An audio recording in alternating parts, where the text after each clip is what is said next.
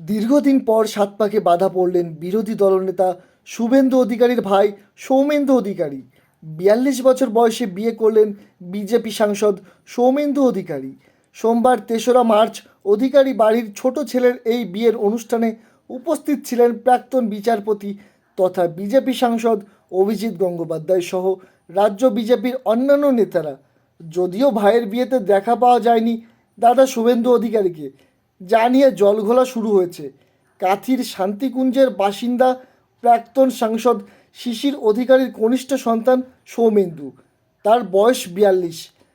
গত ৩রা মার্চ সোমবার সন্ধ্যায় তিনি বিয়ে সারলেন মহিষাদলের বাসুলিয়া এলাকার বাসিন্দা সোনাক্ষী অধিকারীর সঙ্গে। দুই পরিবারের আলাপ দীর্ঘদিনের।